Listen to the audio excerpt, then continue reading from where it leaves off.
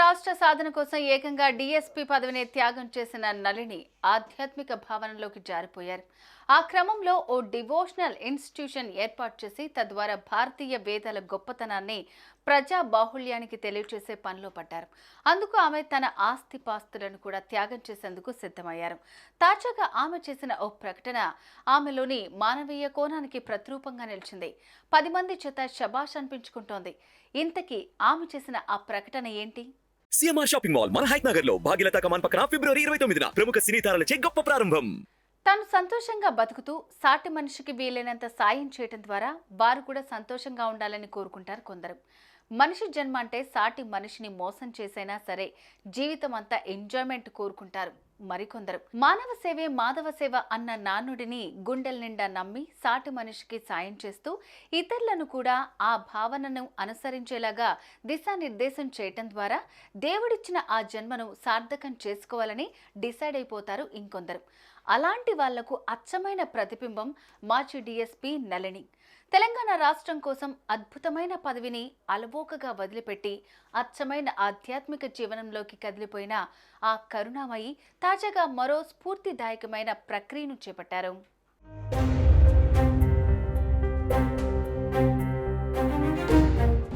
DSP పదవికి రాజీనామా చేసిన నళిని ఆ తర్వాత అచ్చమైన ఆధ్యాత్మిక ప్రపంచంలోకి అడుగుపెట్టారు. ఆ క్రమంలో మహర్షి మిషన్ పేరుతో ఓ సంస్థను ఏర్పాటు చేశారు. ఆ మిషన్లో భాగంగా ఇటీవల నళిని వేద విద్యా పరిరక్షణ సమితిని ప్రారంభించారు. ఆ క్రమంలో ఆ వ్యవస్థకు ఆర్థిక పరమైన పునాదులు వేసే క్రమంలో నిధుల సమీకరణ దిశగా ముందుకు కదిలారు.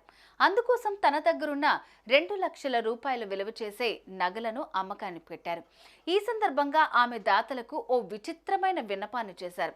సమితి నిర్వహణ కోసం నా దగ్గరున్న 2 లక్షల రూపాయల నగలు అమ్మేస్తున్నాను. దాతలు ఎవరైనా వాటిని 3 లక్షలకు కొనుగోలు చేయాలని అభ్యర్థిస్తున్నాను అంటూ ఓ రిక్వెస్ట్ చేశారు.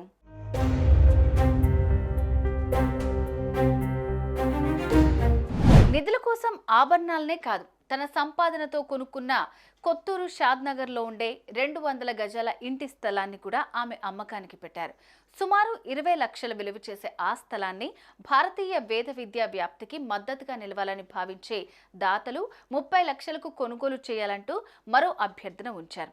ఈ మొత్తం సొమ్మును వేద విద్యా కేంద్రం నిర్వహణకు ఖర్చు చేయాలన్నది ఆమె ఆలోచన. మరి ఉన్న విషయం చెప్పి సాయం చేయమంటూ ఆమె చేసిన విన్నపాన్ని ఎవరు ఆలకిస్తారన్నది కొద్ది రోజుల్లోనే తేలిపోతుంది.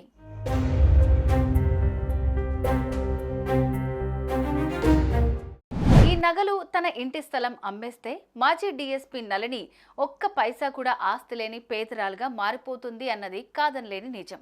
అయితే తాను చేపడుతున్న కార్యక్రమాల ద్వారా వచ్చే పుణ్యమే తనకు కొండంత ఆస్తి అని నళిని వెల్లడించారు. తనకు వేద విద్యా పరిరక్షణ సమితిలో చేరే సభ్యులే తన కుటుంబమని, ఆ వేద విద్యా కేంద్రమే తనకు నీడనిచ్చే గూడు అని నళిని అంటున్న మాట వింటుంటే, నళినమ్మ నీ జీవనయానం అచ్చం ఆ పరమాత్మ ప్రేరితం అనిపించడం లేదు?